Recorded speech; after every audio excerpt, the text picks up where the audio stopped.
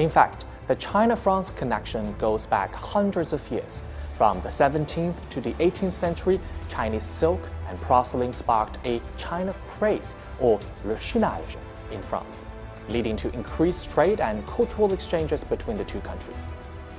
In modern times, the two countries have forged a deep political and diplomatic relationship, working together in various fields such as energy, aerospace, and motor vehicle. So, how do Gen Zers understand each other's cultures, and how will they promote cultural exchanges? In terms of education, what similarities and differences exist in the educational system of China and France? What expectations do young people have for political and economic collaboration between the two countries? And what hope do they have for this year's Olympic Games in Paris? Together, let's power up.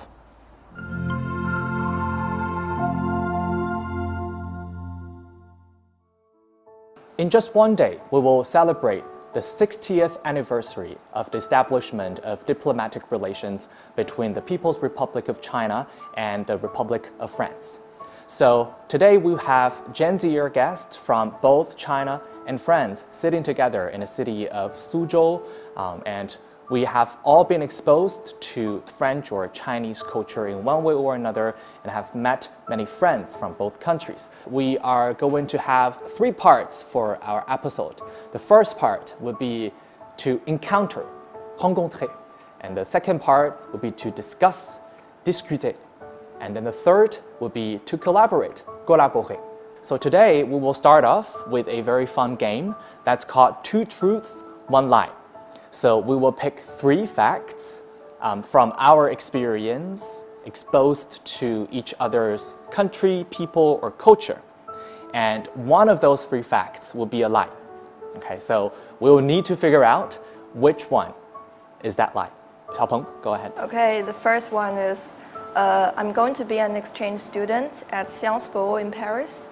And the second is I love le foie gras, that is the liver of goose. And the third one is my favorite French film is Quatre aventures de Renette et Mirabelle for adventures of 2 girls. Wow, the third one is really specific. I don't even know that movie. Yeah. Never heard of it. That's likely a fact, I don't know. What do you guys think? Second one? I would say second. I say Second? one. I'm going second one as well. Okay, the second. All right, we have a unanimous consensus. Is that the second? Yeah. Okay, so you don't like foie gras. I hate it. You hate I it. like the foie gras. I've tasted it once during actually Christmas in France. It was coupled with type of bread that's very sweet. It was wonderful. Fig. Great. So Alex, your turn now. Okay. My favorite food is mapo tofu. Mapo tofu. Wow. When I came to China, I didn't know any Chinese word, even not ni hao. Okay. And the first word I learned in Chinese is wo ai ni. Wow. Which one is the Which lie? one That's is pretty the lie? hard to guess. I will say the first one. I'm not sure whether you can eat spicy food or not. Okay, so 1. What are your votes? I think I would say second. Second. Okay.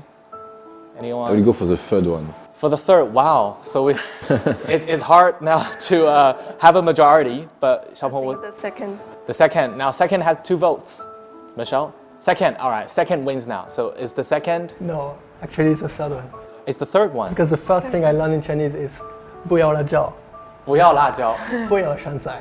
不要香菜. And actually, in the end, I changed my mind when I tasted the mapo tofu. Oh, I love it now. okay. So you like spicy food now? Yeah, I changed my mind. Interesting. So no chili, no cilantro, Yeah. but then you change your mind at least about the spicy food. Okay, so you indeed didn't know any words before you came to China. No, I was surprised, you know. Interesting. Not even ni hao. In the plane, maybe I learned some ni hao. Okay. Wow. Last minute. Yeah, that's me. Last minute. Interesting. Thanks. So, Ray, right? So as for me, I would say the first one is I never ever had 火锅.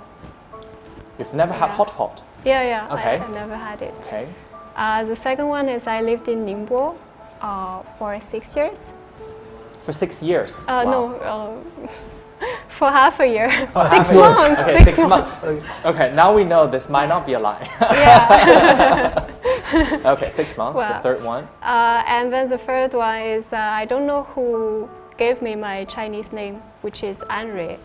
Never been Now we to know it's Huoguo. either number 1 or number 3. Yeah, but I've never been to Huoguo in China. It's like all your Chinese friends. Like one day I introduced 2 Chinese friends together. The first thing they talk is Huoguo. It's like the basics. So never. How long have you been in China? I would say No, like, you're not allowed I'm to not ask allowed to a ask follow-up this. question yet. No, we take a vote. Okay. Yeah. Who would vote for the first one? Raise your hand. Okay. Oh, 4 votes already. Okay. No. Why did you cave? Why did you cave? Because I have absolutely no idea which one is. So I just So you're stick- fine with either. Okay. So is the first one a lie? You have never had hot pot? yeah, it was a lie. It was a lie. So you had hot I pot went to Haidilou last week. just last of week. course, Okay. yeah. Great. Luckily, you've had hot pot. Yeah. Not to be missed. Luckily, Not to be missed. shouldn't Great. be missed. So Xiani. So my the first fact is that I have visited the headquarters of UNESCO in Paris. Okay. The second one is that I started to learn French when I was in senior high school. And the third one is I visited the Yuyuan Garden, which is in Shanghai, and the Yuyuan Garden Lanterns Festival for the first time in France. Okay. So who would vote for the first one? Okay. The second one. Third one. Yuyuan Garden for the first time in Paris. That's a lie. Okay. Now, let's reveal the answer. All of you are wrong. And actually, although I was born in Shanghai, I didn't have a chance to visit Yuyuan Garden, the Lanterns Festival, because it is always crowded. And so I had a chance to visit it in Paris last December, I think. And the one that is wrong is the second one, because I started to learn French when I was in junior high school, and we had a selective course to choose a second foreign language apart from English, and I chose French because due to the romantic stereotype many Chinese have on France. I see. So you then you Yeah. stated in the Yeah. Cool, interesting. So Michelle. My first is to watch Zhenhua Chuan. So it's Chinese series, and my second is to begin learn Chinese with woman Chinese who live in my city, and the three is to go in Shanghai for study in Fudan University. Yeah. Okay. So who would vote for the first one? Okay, Alex, 1 vote. Who would vote for the second one? That she learned Chinese from a local Chinese person in your city, right? Okay, 4 votes. And the third, she studies at Fudan. No person, because we've run out of votes. Now, revelation time. I know a lot think of China, and I think that before I don't understand everything in China, but now I think that I learn a lot. Okay, so the first one was you watched Zheng Huan, the Chinese TV series. The second one, you learned Chinese from a local person in your city, in your hometown. And the third one is now you study at Fudan, right? Okay, so the lie was the first one. You never watched Zheng Huan, right? Okay, cool. You should, though. I think they have also a French version for that. Really? Dubbed French, done a very French way, because everything is dubbed. Yeah. Great. Now, Pierre? Like my first fact is started to have interest in China while I was in China. Second fact is that I'm taking most of my summer holidays in Sanya. And the third one is that I recently started to have a lot of interest in Chinese history and fables. Chinese fables. Yeah, fable tales. Interesting. Okay, the first one, I anyone? will go for the first one. Okay. All right, 1 vote.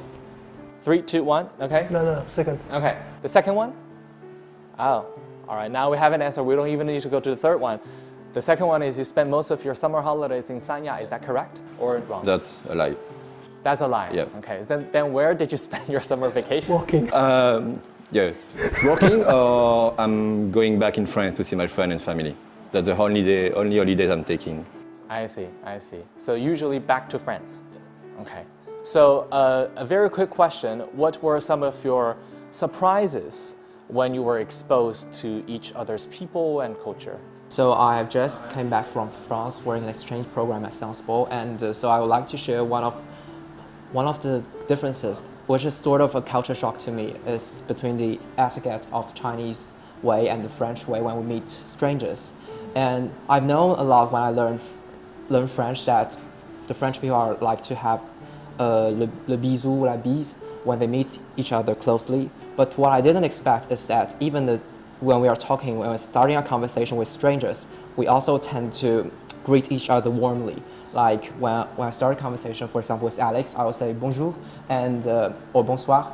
And then when we end this conversation, I will say merci, au revoir. And this goes to everyone, even to a bus driver, even to a shop assistant. And I had a hard time getting accustomed to it when I first arrived, because in Shanghai, we'll just skip these formalities of greeting and goes directly to the thing we want to have.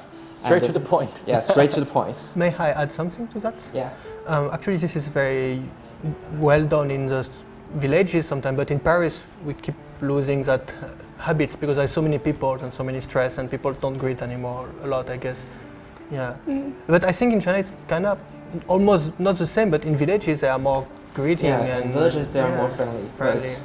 But still, last year in Paris, many people still greet the bus drivers and shop assistants. Still have some people They're actually more friendly. Yeah, I think even in big cities, like if you enter a boutique or somewhere, they will all say hello and goodbye when you leave, and after you pay, you say, thank you. And actually, I'd like to add to that, because like I had like this reverse culture shock, like this kind of culture shock when I came to China, like. So, for example, I would go in a boutique or like any shop, and I would say hello to the seller, and they would just look at me a bit weird, and then they were a bit surprised. Yeah, and then after 6 months, when I came back to France, like I would enter a boutique in France and not say hello, and like they would look at me like very weird and like say hello, and then I would have like to answer again like, oh, I'm sorry, hi. And then another thing is, like, for example, I live very closely with my neighbors. I live in one of those old apartments in Shanghai, and then like basically my bathroom and my living room is like cut by my neighbor's kitchen. So every time I have to take a shower to go to the bathroom, I have to go by like their kitchen, and so. Because in France it's kind of like an etiquette to say hello to people you come across. I would say hi, 您好, 晚上好, 早上好. And then at the beginning they would be like very awkward and wouldn't really dare to answer to me. And now like it's been 1 year already, so every time like they see me, 你吃饭了吗? So because you're getting closer to each other, and then they will start greeting you as well. Yeah. But it's and really I suppose it's also a changing trend for young people. Because I suppose for many of your classmates, perhaps, while you see each other in the morning, you would greet each other in a hallway as well of your teaching buildings. So I suppose indeed it's a slightly different social norm. And especially in, I think, different parts of China or different parts of France, such norms can vary as well. Because I also remember while I was in a very, say, chic area of Paris, and then those shop owners or the waiters and waitresses or the salespeople there would be more welcoming and warmer. And sometimes when there is a long queue or a long line for getting coffee and stuff, and they would still spend a minute talking with the person. I was like, please, I'm hurrying to school, just give me my coffee. So it's a different social norm, but I suppose it would be good for you to be welcomed by someone who is passionate, who can have just some small exchanges of happiness with even just strangers on the street. So if I want to change on something that surprised me in China, is the tea culture here. I've had the chance to go in different places that make tea, One is in Jingshan in Hangzhou, and one is in Xinyang in Henan. And there I was so amazed by the enormous and vast area of tea there. So basically there was hundreds of hectares of tea fields. Every of these tea fields in April had workers, but not one worker, like hundreds of workers that are working the field to pick up.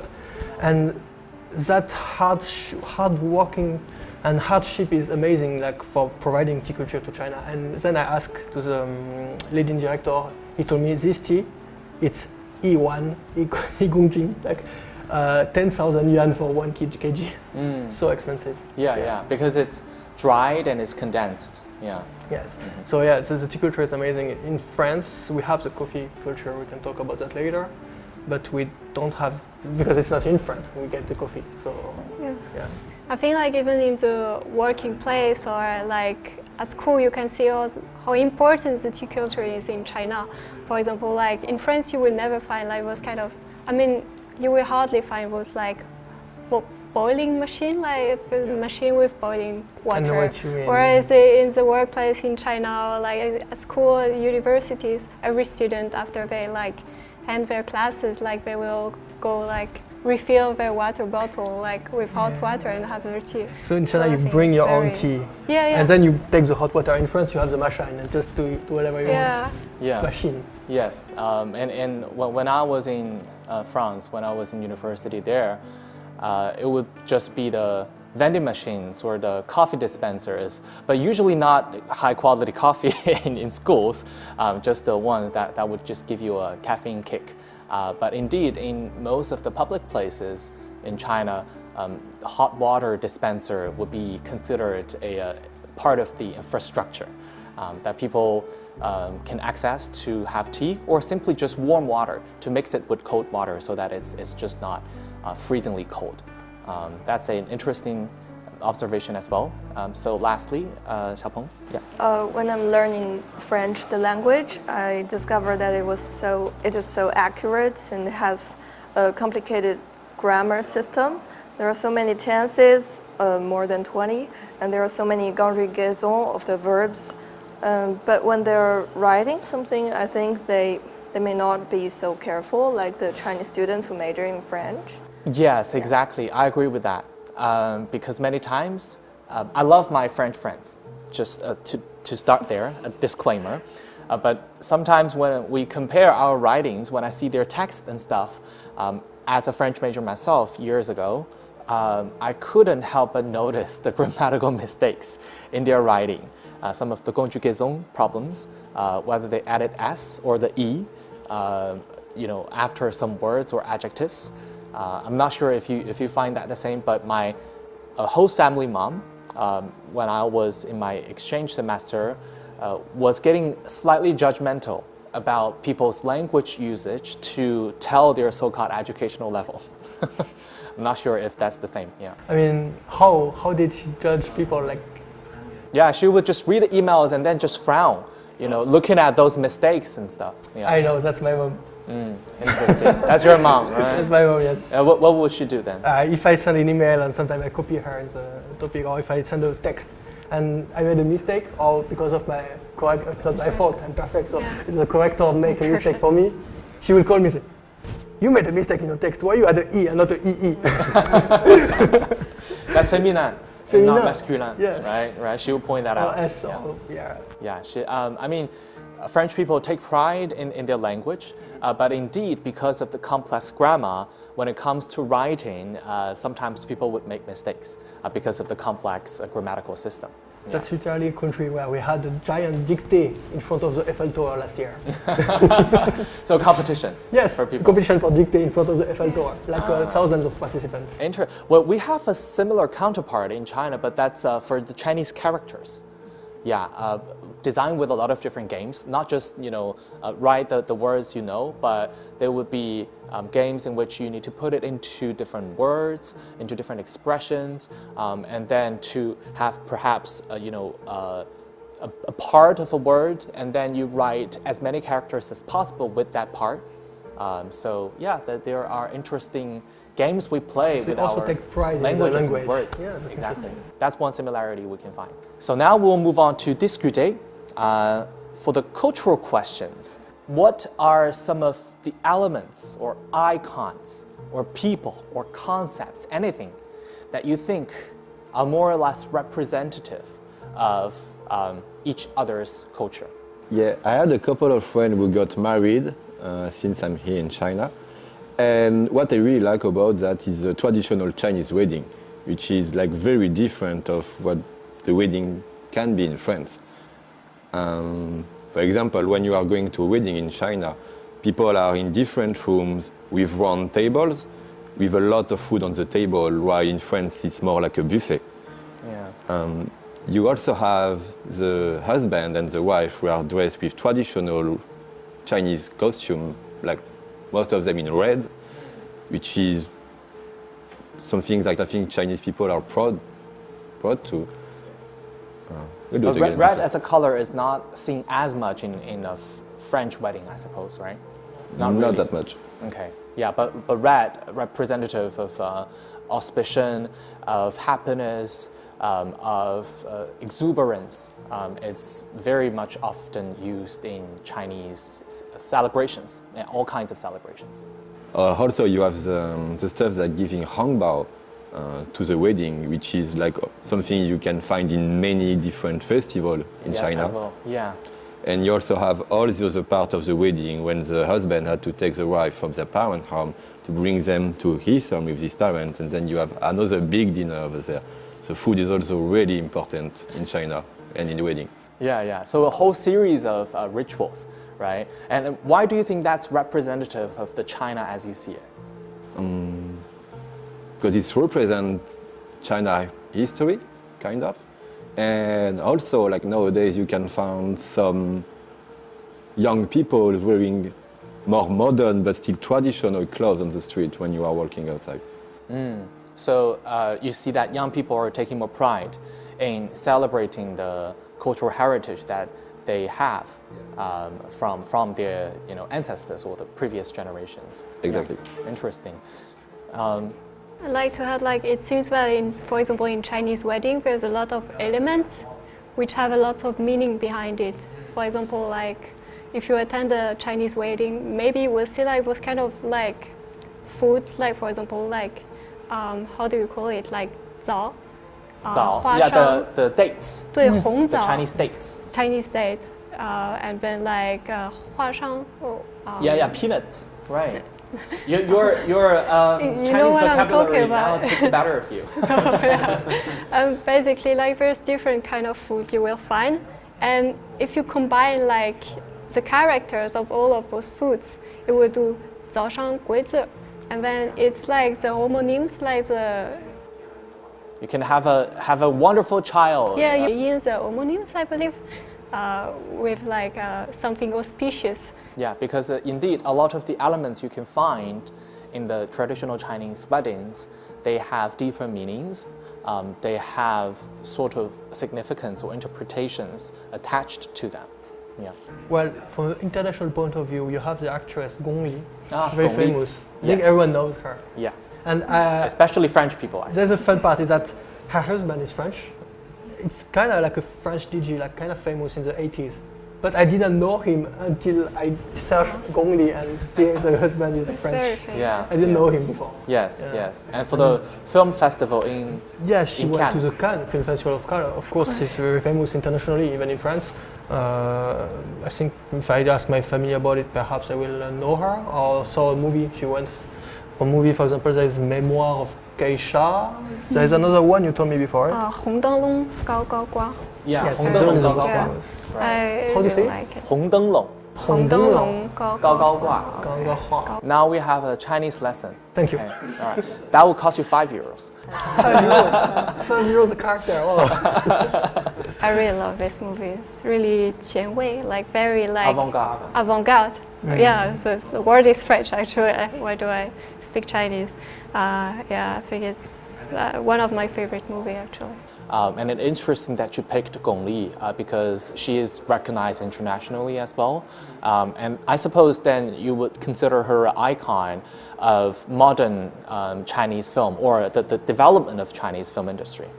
So it's true that actually in France we don't see a lot of Chinese mainland movies, but that's one actress I know and internationally known for her movies. But usually in France we have more Hong Kong movies. Interesting. Yeah, we will definitely look forward to seeing more Chinese films. I mean, from Chinese mainland in perhaps Mandarin, but I'm not sure if you guys would dub it. Yeah, that's funny because I'm dubbing actually a series recently. Oh, really? Yeah, in You're France. dubbing a series French. for Chinese films? Yeah, or? it's a Chinese series, and Oh. I'm making the French voices. Okay, interesting. Interesting. When I think of French culture, I will think of the baguette, the kind of bread, and I think the French people love that. Yes. But there's Can't live without it. Actually, if you go by, like if I walk by Paris Baguette, the smell I will smell is not the same smell I will smell when I go by any like French bakery like in France. So you would consider that very different?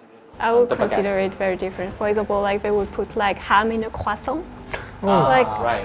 for me, it's For you, it's blasphemy. yeah, it's at my face. blasphemy. It is blasphemy.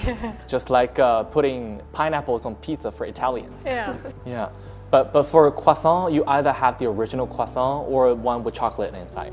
Yeah. Have you heard about the debate? No, Like, not really. What is the debate It's about? also France. They Half call of it the French chocolatine. call it Oh, chocolatine. chocolatine. Next to my home, they call it chocolatine. So it's another name for the same thing. Yes. Yeah, but And I the real remember, name is. You know, I pain au went to a chocolat. shop in The Montpellier. real name. She said the real name. The real name is pain au chocolat. No, this is a pain au chocolat. Yeah, But No, then It no, is- we already it have a is. debate now. C'est pas un I chocolat. studied in it is pain au Montpellier, chocolat. Yeah. South City. And one day I go to the shop and I say, "Can I have a pain au chocolat, please?" "Oh yes, a chocolatine." Oui, oui, a pain au chocolat. Je fais comme ça. I still remember that. They tried to correct you, but you Yeah. refused. Interesting. Anyway. It's sort of like the debate we have in China about whether a rice cake or moon cake should have some certain taste of feelings or flavors and stuff. And we have this north-south divide, this type of debate. But we've come to terms. We love both of those foods. Different people love them, or different people call them differently, right? Well, it's an interesting to, create some, yeah, exactly, to create some dynamics, to just let people have some fun. But it's not a real aggressive debate. For myself, I used to despise the French obsession with baguette. I was like, why such a big deal? Yeah, despise. I used the word quite strongly. But then, let me finish the story, Alex.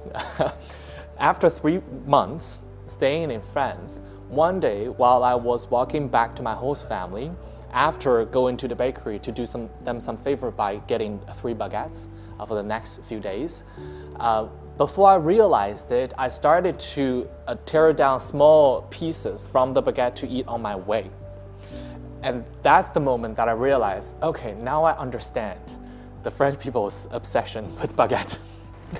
There's nothing better than going off work and going to the bakery and get your hot, warm demi-baguette, because alone sometimes it's too like big to have a kind big of, baguette like this, and start chewing it on the way home. That's the best Exactly. thing. It's a Exactly. comfort food. Yeah, it's comfort food. You eat the quignon.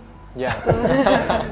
Quignon. So have you developed the habit of drinking like warmer water in China though? Sure. I Yeah, do, for Alex yeah. at least. Yeah. Not in the freezing winter. You would have the cold water. I hope I do sometimes, like sometimes to have the comfort.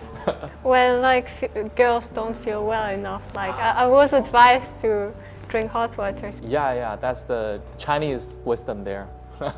Coffee culture, as I've just mentioned. And yes, there are a lot of coffee vending machines around campus, but I believe coffee shop is more than coffee vending machines. In France, for example, in Paris, we have the famous Café de Flore et le du Magot, which is 花神咖啡馆 and the 双手咖啡馆. And they're very famous around tourists and for Chinese tourists, Korean tourists, and Japanese tourists. And many of them came there to have a cup of coffee and look at the Paris cityscape, because I believe in the last century, many of the inspirations of the writers, of the painters, actually originated from these kind of cafes in Paris. And this is one of the culture spots that I have a great impression on when I was in Paris. Yeah, such as Simone de Beauvoir and also Sartre. Yes. And also, I found that many French like to have an espresso after they have finished their lunch or their dinner. I was quite shocked when it was my first visit to France, and after dinner it was about, I don't know, 10 in the evening, because it was a late dinner. It was a quite formal dinner. And then while I was already struggling to finish the dinner because it was very late, I was so ready for like a shower in the evening and then go into bed, and they offered me a coffee. That was my shocking moment. I was like, okay, yeah, exactly. They asked me if I would like a coffee, and I just had all the question marks in my mind. But the thing is, interestingly, even though coffee culture seems like a Western culture and also a very predominant French icon, it seems that the city or the country that has the largest number of coffee shops or cafes is Shanghai and China. So we have a lot of coffee consumers here in Shanghai especially, and I have 3 espressos at least every single day now. So I grew my addiction in France. Are you the kind of person that will tell me, what, you're French and you don't drink coffee? Exactly, it's like you're Chinese and you drink cold water all the way through the day. I do not. Yeah, we sure have different habits. That's what we call diversity, because a lot of the icons or people or elements we choose here are not, of course, able to be representative of the whole picture of every single person. We'll briefly perhaps talk about education. Any similarities or differences do you see between Chinese and French education systems? The French people study English, but other language, for example, German or Spanish. Spanish, yeah. And in the high school, study sometimes 3 languages, like Chinese. 3 languages, Yeah. wow. Yeah. But after, I don't understand because the French people, it's not very good in the language. So it's a little crazy. A little paradoxical to you. Okay. Alex, do you share that idea? Or I share that idea, of course. I started studying Spanish in first year of junior high school, middle school. So we have to choose actually a second language. So basically I have French first, then English, and second extra language was Spanish. And actually you can also take option since middle school. For example, me, because I'm near by the border, I can take Catalan. But some people can take also German, Chinese, if your school allows it. As teacher, of course. Yes. And in high school, you can have the grade of, it's optional, of course. For example, in my high school, there was Chinese. Sadly, I didn't pick it at the time. But yeah, you could choose an option for the back in a 4th language then, because French is the first one. I mean, for say the Chinese education, I mean, in terms of the language, we would need to study the ancient Chinese as well. That's actually compulsory. At least there would be one passage that's written in ancient Chinese, and you need to sort of like translate it or understand what some characters or some expressions represent. But you also said that you know, the language options are more abundant in most of the high schools, I suppose, or middle schools in France. But would there be differences between public and private schools? I think that the public school, if you study, the other students don't like you. I think. That's true. It depends, but sometimes it's true. Yeah. So after, me, for example, I am afraid to study in the school. That's exactly what happened to me. I also went to a public middle school, and then I'm a private high school. And the public middle school, like I didn't study at all, but I was like top 5. And then, because I didn't want to stick too high, because people will look at you. I don't know, that's why I like in China the culture of studying. In China you have the culture of studying. People will push you up instead of just keep you in the middle. In France you say, oh, you have more than 10. You have la moyenne. Okay, good. No, You're above average, you're good to go. you have above average. Then after you enter the private high school, and then I was like top 15. Even if I got like almost full points, I was like, what? Yeah. For the language, for example, in French, if you speak a foreign language, you speak with your friends. If you are a really good speaker, they will like say you are just showing off. While if you are speaking badly but trying to improve, they will like laugh at you because you speak badly. That may also be a reason why French people are bad at foreign language.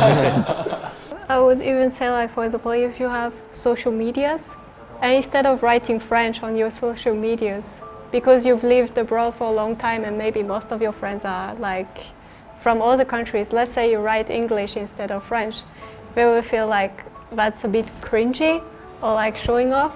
Yeah, I used to be a teacher in the past, and one thing I've noticed, a teacher in university, is that the Chinese students, they were in the classroom very early, like basically when the university opens, so it may be around 6 a.m.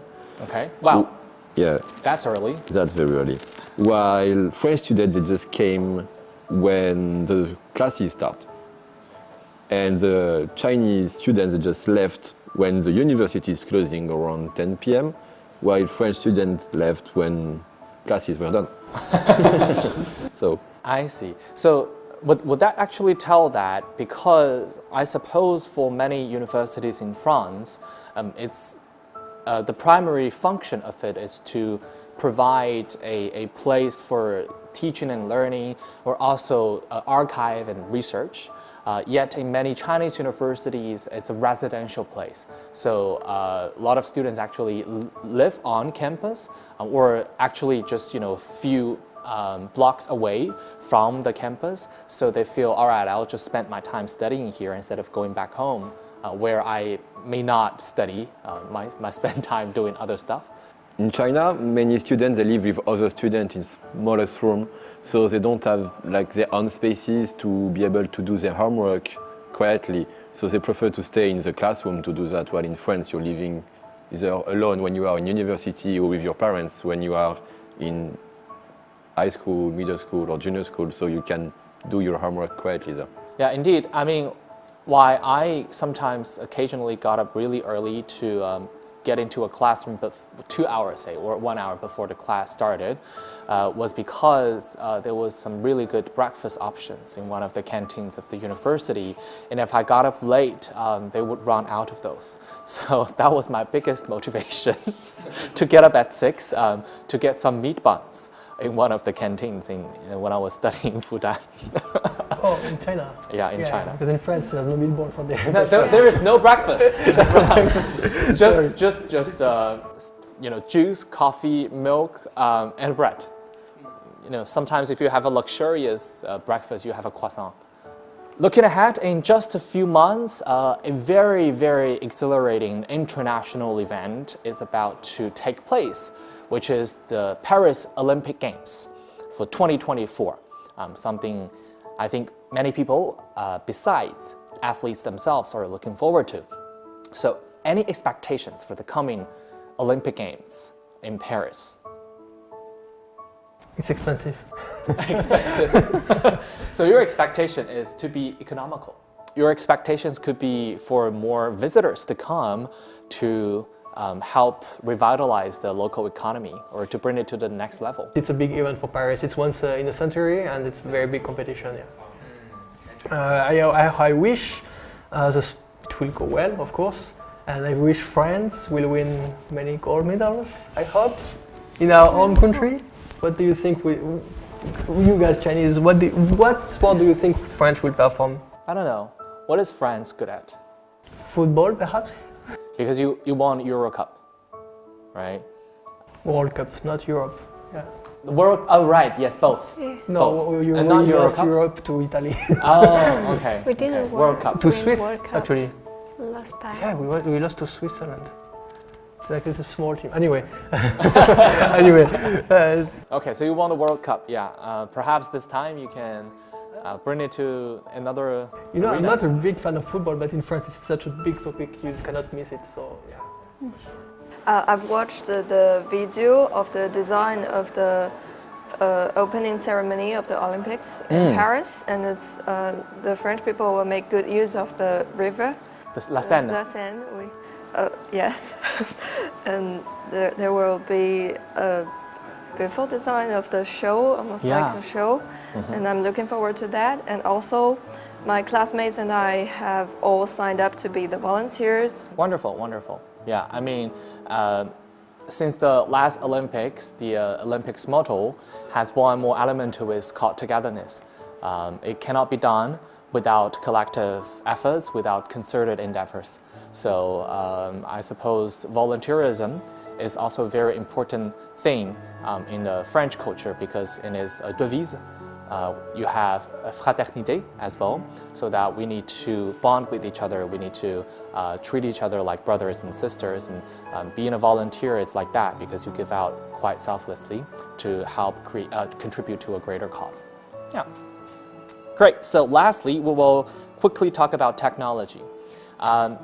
Usually, well, at least when I was in France, when we talk about technological advances, or progress or breakthroughs, many of my French peers or even more senior members would start with some critical questions whenever there were positive ambiance about these progress. So they would usually ask, but this might infringe people's privacy, but this may will make you indulge in a virtual world that cuts you off from the rest of your social connections in real life. This make you addicted. This will change your lifestyle. You know, they have a lot of concerns, and that was my impression when I conversed with my French people, French friends, and really close, even colleagues. They have this general attitude towards technology. I'm not sure if you agree with that. I would say I personally agree. I believe so when I'm in China, I'm joking about French people are living in a 落后 society, like in a backward society? In a backward society. But actually, I believe French people are kind of against new technologies. I would say not only because of the problem of privacy, but I think we are afraid of change in general. Like French people, I would say we like to keep to the tradition, too simple.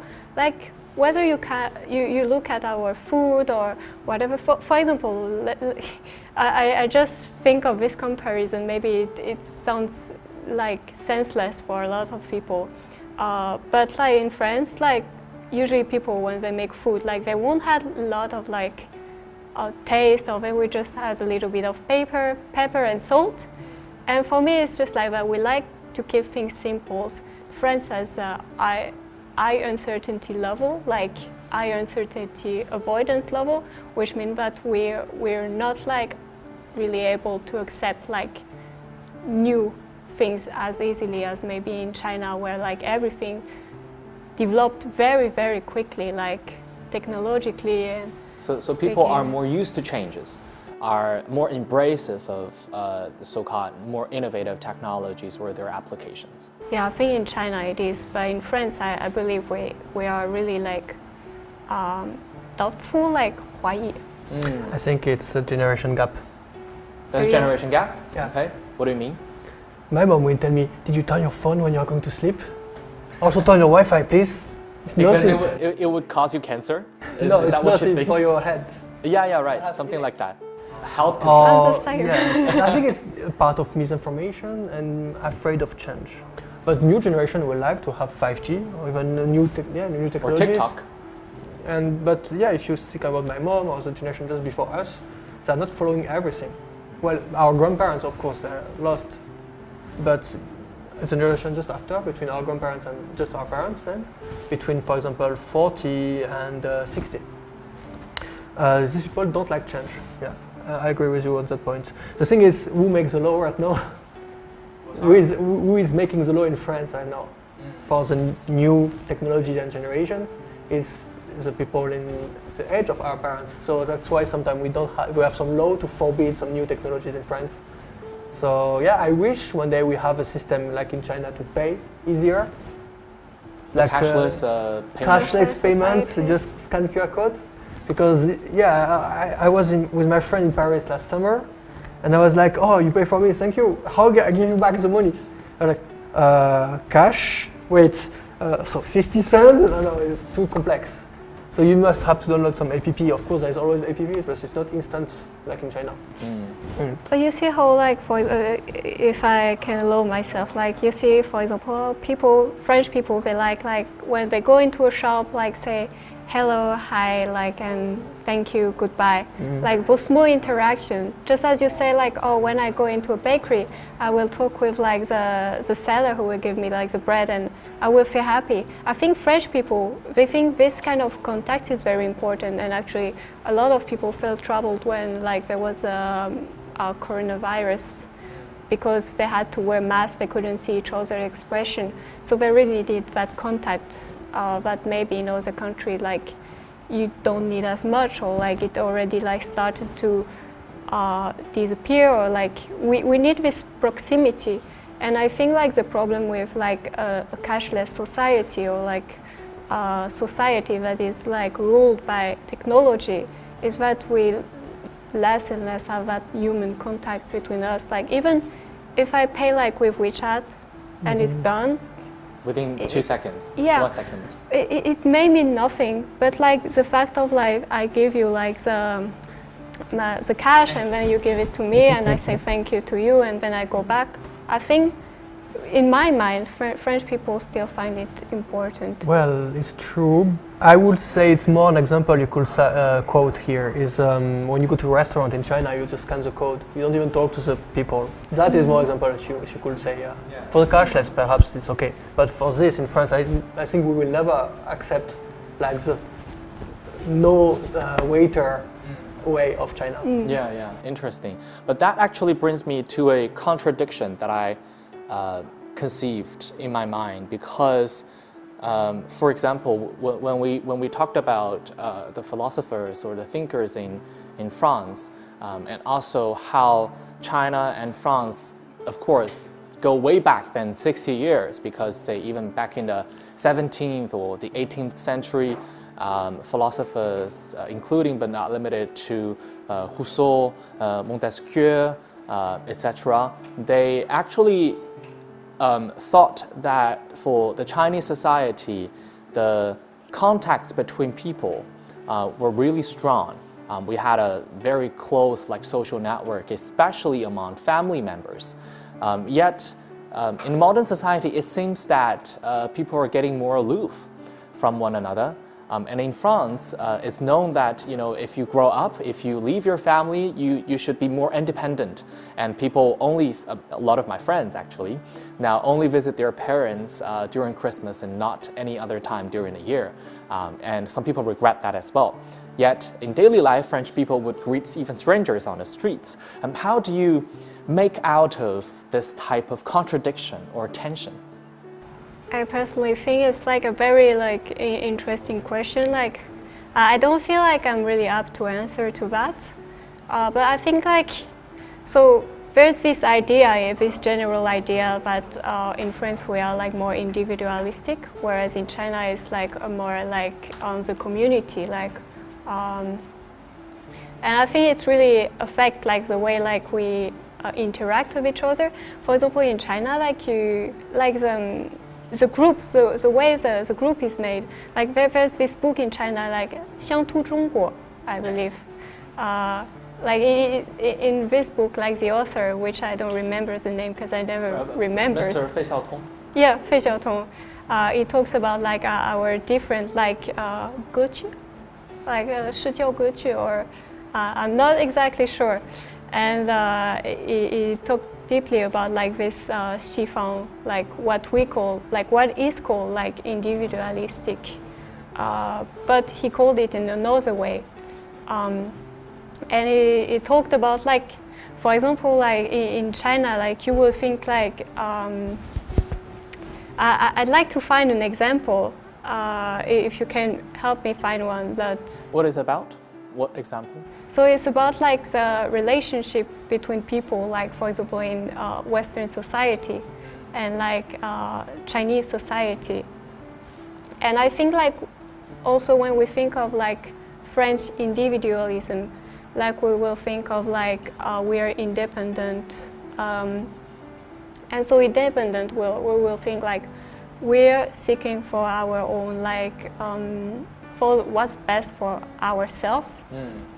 And whereas in China you will seek for like what's best for your community, for example like your family, and then like your a bigger group, like for example your company, and then like your whole country. There is a theory that I think might be able to explain that. Is of course the what we call modernity is taking over the world in a relatively uniform way, because people are around the world are getting more individualistic. They tend to now prioritize their personal needs than the needs of their community or other people. We see that from the pandemic. We see that from the consumerism. That's also, getting more trendy around the world. However, for example, Chinese people, like you mentioned in the 乡土中国 by Professor Fei Xiaotong, the society is still very much based on the units of family. And people tend to think about how their behaviors or actions might interact themselves, other people other than themselves. Yet in perhaps a French society, people would first think about how this impacts me personally before considering other people. And then, for example, the contradiction that I noticed for French people to greet strangers on the streets, they're willing to do that, but perhaps they would like to be more independent from their family, is actually a very consistent thing, because you show your independence or your individual characteristics by choosing which strangers to approach more and to sort of at least temporarily cut yourself from your family, because it's the very first community that gave you the support. So it's to seek your individuality, you need to first keep some distance with it. But later, a lot of French people would develop strong communities in their working environment, for example, in the labor union, or with the new family, right, that they create. And that's perhaps even the same thing for a lot of young Chinese people as well. But indeed, I do think the generalization about individuality or collectivism may not apply to our current world, especially because even say 400 years ago, 300 years ago, the Chinese culture and French culture have started to influence each other. And it's now very hard to say this type of social norm or culture is exclusive to one certain culture or one certain country. I think it's all about striking a dynamic balance between prioritizing your individuality, your personal choices, your personal well-being, and those of other people around you or the community. Yeah, I agree with that. That's why we had an endless COVID in France, because no one was respecting exactly the rules. But I have maybe a solution to explain this individualism in France. It's mostly because we have this way of thinking since we are in school to teach us to be independent. And be independent is a good thing in France. It's like when you get 18 or when you finish your studies, you leave your parents' house, and it's like, yeah, they're happy to see you leave because you are going to be independent and have your own life. And in this way, you're also happy to have your own life. And this way, you leave them to their own life. They finish to take care of the kid and they can take care of themselves. Whereas in China, it's the opposite.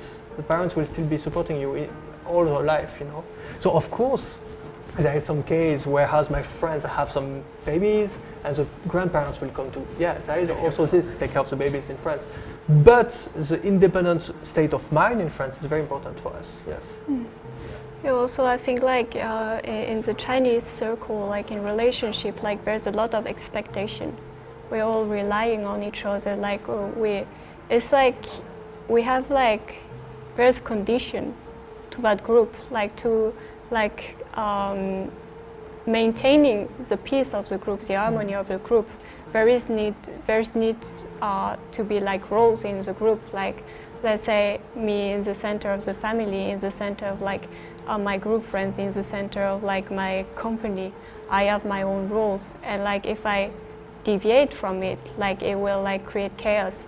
And like for example, for the family, like you say, like you need to take care of your parents, like for example when they get older, because that's how like for like thousands of years I believe, like whereas in for us, like we are like we put the emphasis on like our own self, but it doesn't mean we don't care about other people, because we caring about like our family is also what makes like what's bringing joy or like benefit to us.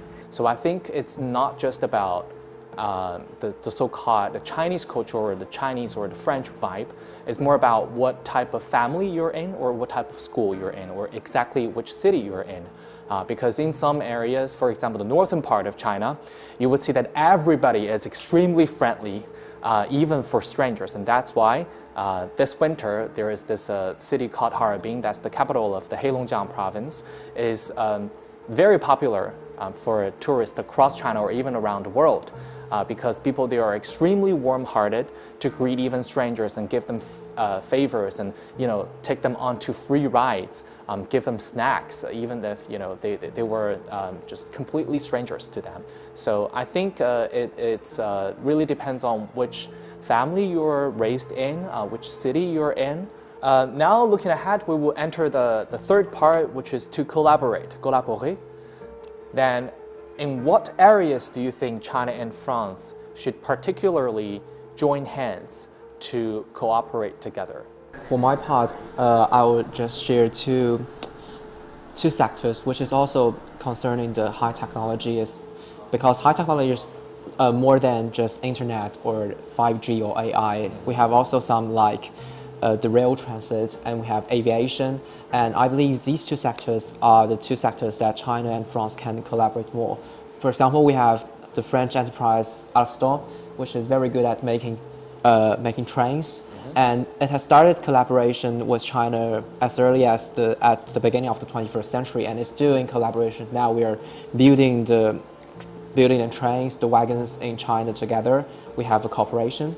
And also concerning the aviation, we are building our new C919, and I really admire the Airbus company, and I really like the model A350 XWB, and I really like the experience. And I believe these two sectors, we have a lot of space for collaboration in the future to build more, to have an exchange of technologies, for example, to enhance the products of both countries. What about the cultural aspects? Anything that you would like to mention? Because you went to the Yuan Garden Lantern Festival for the first time, not in Shanghai, even though you're a Shanghai native, but in Paris, right? What was it like there?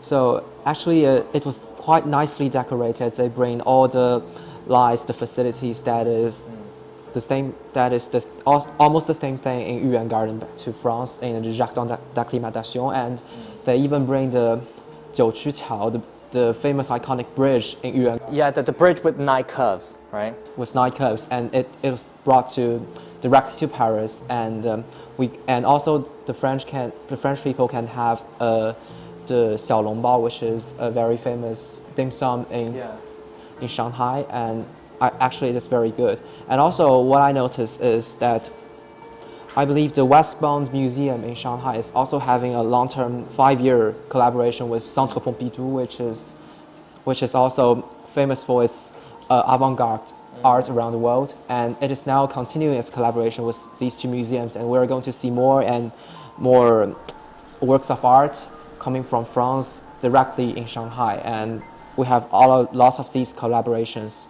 For example, also the collaboration between Palace Museum and Le Versailles. Versailles, yes. Yeah, that's gonna come this year in just a few months. Yeah, the exchange of cultural relics. So yeah, what do you hope to see here in China from Versailles, and what do you think that French people can benefit from seeing in Versailles something from China? All about, so we have actually a museum in Sèvres about, how to call it, I forgot, the white porcelain. The porcelain? Yeah, The porcelain. porcelain. We have a porcelain museum in Sèvres with many Chinese imported stuff already. And I hope to see some in during this exchange, because it's one of the most complex things made in China. I would hope to see some display of the Chinese clocks and also jewelry pieces, because there are two pavilions, I think, two separate pavilions in the Palace Museum displaying those. And all of those jewelry pieces and the clocks with not only traditional Chinese elements, but also many Western elements, say influence from France, from Italy, from Switzerland, from the UK. They were present on many of those clocks, really huge, very complex and intricate clocks from the Palace Museum. I think those can be displayed in Versailles to show that actually the Chinese culture was also under Western influence since a very long time ago. Our history goes way back. And perhaps from Le Versailles, I'm not sure what cultural elements could be brought. I'm not sure if the Louis XIV's bed could be displayed in Palace Museum. Palace of Versailles is so big, and there's mirrors everywhere, and the sky. Oh, I would the say the mirrors. sky, because Yes. it's the sky. The roof is amazing in Versailles. I don't know if you have been there. Yes, I've been there. It's like art, so you cannot bring it to China, sadly. Well, use your imagination. Perhaps with a bigger Airbus, we can do that. Or on some giant screen. Or with the technology of VR and AR, we can do that. Exactly. We can collaborate in terms of that to create that experience. Yeah. One last question, because I suppose each of us is at the intersection of Sino-French exchanges. What do you hope to contribute to this exchange, or what do you hope to see in the future for the bilateral relations? I think French people now learn more and more Chinese, I think. Just because I think that the communication is very, very important. So I think that the French people learn more and more Chinese. I think that it's a... That's something you look forward to, yeah. And as many Chinese people are learning French as well. Yeah. So actually, I believe as China and France are the two world leaders, for example, in international relations, we're going to, I hope that we can collaborate more and more on this world stage. For example, in the cultural aspect, we all just mentioned, I visited UNESCO in Paris, and I surprisingly found that I believe it's last year that UNESCO decided to open the first institute, which is concerning the STEM education in Shanghai. Yes. And I believe this is a very good sign for we Chinese and China as a country to contribute more to not only to some international relationship between countries, but also to the soft power, to education, and to development of these culture and exchange of cultures around the world.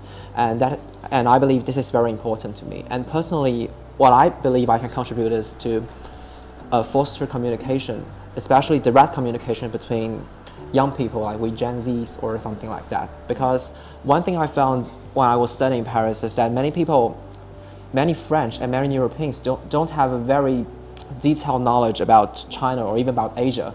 And I think I met someone in the metro station, and he was just coming up to me and saying me in French, "Are Chinese people having good living?" And I was sort of surprised, and I just answered him in a few sentences, and I realized that they actually don't know our ways of living and how China is nowadays. They know that it's huge and it's far away, and that's the end. And They didn't have enough direct exposure to Chinese people, right? but at the same time, I found my classmates, they're very passionate about getting information and having direct communication with local people. For example, like they want to know China, they would like to communicate with Chinese, and they're always open for new ideas. And so I really hope that I, with many other francophones in in China and many Chinese speakers in France, they can have more direct exchange between our two countries, and in this way we can avoid more stereotypes and we have less stereotypes, and we can have more real knowledge and the real culture sharing. Wonderful, wonderful. And we're right? I would say like on what you just said on the cultural aspect of things, I believe like in France what we know about China is very limited. Like we will hear about the Chinese New Year, and then like we will think of the Chinese dragon and then a lot of bread and everything. But I think like some aspect of culture are really like neglected, or we don't know enough about it. Like only recently I heard about, for example, the 甩呀, like the from the Beijing opera, or like there's a lot of like Chinese culture is like so deep, and like there's so much like elements to it. I believe like we could share more about it, and more about like not only its culture, like its traditional culture, but nowadays culture. Like we don't hear enough about the popular culture of China. There's so much like I love about like China and its culture, like or reviving ancient culture into a new one. For example, like 新中式, and I would love to share that to like French people or like other countries people. And as for my like own contribution, like aside from that, as a student who is so right now I'm a master student for like teaching Chinese to speakers of other languages. I would love like to facilitate communication between French people and Chinese people by teaching Chinese like in the best way possible. Like. So your aspiration converged with that of Michelle's, right? To at least use language to bridge the knowledge gap or information gap between the two peoples. Well, actually, they introduced well my points there. In France, we don't have a big view of what is China. The thing is, I try to share about China on my social medias. I have some followers following me, and just recently, for just an example to introduce that, there was a report saying that which city has the best network of transport. And Paris was ahead of Beijing. And I said, I don't understand why Paris is ahead of Beijing. Paris has old trains, it's dirty and it's dangerous. Beijing is all new. And someone answered to me, oh, since you're in China, you change a lot. Why you say it like this? It looks like you always at good point of China. No, it's just I see the reality that you don't see in media. Because in France, the problem, why we don't have many points of China in France, why we don't know about China is because we don't have this exposure, as you said. So I wish I could promote this kind of Chinese culture for France right now.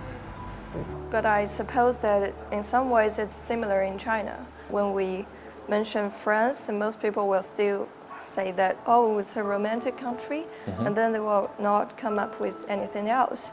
So I guess it's really important for people to get into that country and talk to the French people directly before they make anything that is not a kind of stereotype.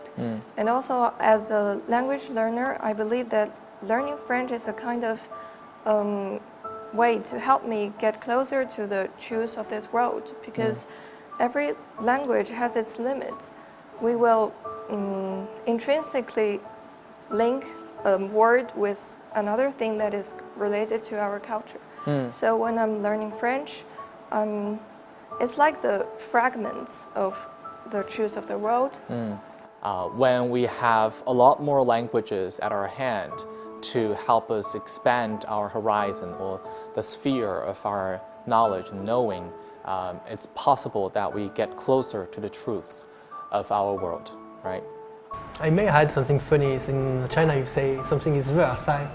Versailles. To show off, right? Yeah, to Versailles. Yeah. But to what we call modest bragging. Or, bragging. Yeah, bragging. But in France, Humble we bragging. say we all actually have something similar. If we, for example, you don't turn off the light in the home, you say, "Ce n'est pas Versailles ici." It's not Versailles here. Turn off the lights. Yeah. You're not in a real place. Yeah, you're not the Sun King, the Yes, King that's of Sun. Sun King. Turn off You the don't have lights. so much money, right? Exactly, Interesting. yeah. So we have some related contents. Very much so, because I actually got a very interesting book from my whole family as a present. I think that was one of my Christmas presents. It's a whole book of French idioms. And I studied them, and I found many Chinese idioms are actually similar in the logic. When it especially comes to what you said, it's not Versailles here, or sometimes when it's about animals, when it's about, for example, the senses, or about food. Because indeed, I think the two countries share so much in terms of its primary means of production when it was, say, a few centuries back, because both countries are heavy on agriculture. And that changes a lot of stuff. That really share our lived experience and thus language. Give me an idiom. Go ahead, give me one. And that will be all for our filming today, and the end of my French examination. Ne te jette pas dans la gueule du loup. Today, Gen Zers from China and France have come together. We've encountered, discussed, and collaborated.